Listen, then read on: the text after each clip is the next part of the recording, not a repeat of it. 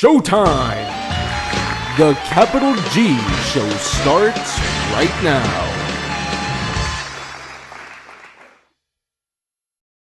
What's up YouTube, Capital G here. We're talking about bans and limits in this video, but this time I'm giving credit to Konami and we're discussing the times they got it right. The instances where they wisely decided to lay down the law or swing that ban hammer and end a menace that was causing chaos over the competitive game. So I've decided to highlight their best ban list actions in a video I'm calling the top 10 bans and limits of all time, the Yu-Gi-Oh hierarchy. And just to clarify, much like in my other video discussing the top 10 worst bans and limits of all time, I will only be discussing the TCG, so if there's another hit on the no CG list, I guess that'll have to be for a different video. Number 10, Fiber Jar, banned April 2005. So I have long thought that Fiber Jar is one of the most mind-boggling cards that Konami has ever created. How this thing even made it past research and development is completely beyond me. Somewhere, someone actually thought that building a restart button into a flip monster wouldn't be a problem. Fiber Jar is not only an incredibly stupid idea, well, from the start it was,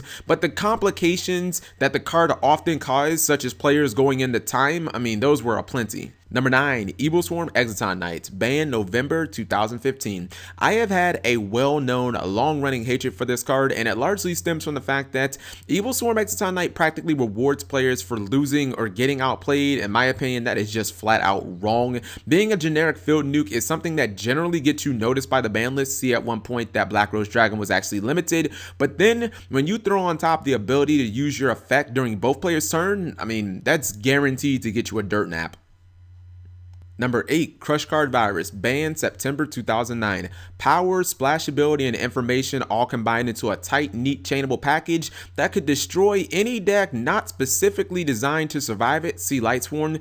Crush Card was pretty much the ultimate trap card, killing things on the field, in the hand. Hell, you could even kill things when they were drawn.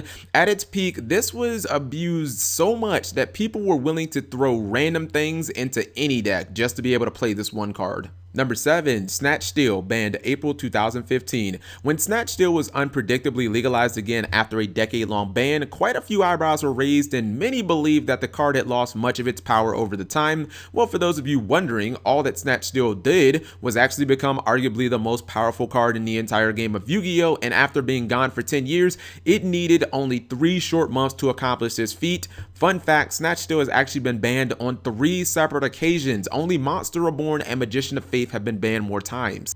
Number 6, Last Turn, banned April 2006. So Last Turn is easily the most convoluted, impractical win condition to ever top a premier event, requiring, of course, an entire deck to be built around this monstrosity. Arguably, the most frustrating thing about the card is how easily it is for the situation to end in a draw. Number 5, Cyber-Stein, banned December 2006. A monster so disruptive in the game that after winning a Shonen Jump championship, it led to Konami's North American partner at the time, Upper Deck, to do the unprecedented and ban the card outright in the TCG regions only. Cyber-Stein is best described as a metaphorical all-in in Yu-Gi-Oh, because when you use the effect, you will either win or lose that turn. Number 4, Dimension Fusion, banned May 2008, part of the infamous May 9th, 2008 emergency ban list that occurred smack in the middle of the Chaos Return format. This saw the game's most powerful card get the axe. Dimension Fusion wasn't just a potent card, it was a 1-card win condition that just about every deck in the game not named Six Samurai was using. For a quarter of your life points, you could essentially just OTK your opponent. That was unless you were playing one of the game's many FTKs that use spell economics that completely eliminated the cost. Number 3, Spellbook of Judgment, banned September 2013. Easily one of the most abused archetype cards of all time, the highly searchable Spellbook of Judgment took a very capable prophecy deck into what will become a deck that could often make +9s in a single turn and be one of the most dominant decks that the game has ever seen. When a card gets banned at the end of the format that it's released in, that's generally a sign of obvious imbalance.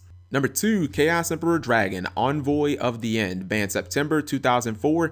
Arguably the card that created a need for the ban list in the first place, Chaos Emperor Dragon was much like Fiber Jar. It was a glaring problem the second it was released, but it had a much more damaging effect on the game. With a simple summon, you could erase the entire duel's history and inflict a huge amount of damage on your opponent simultaneously. This is one of the strongest monsters that has ever been released in the game. It's the strongest Chaos monster, and it would be over over a decade after this card was banned before it would ever be legalized again, and that is with a heavily errated effect.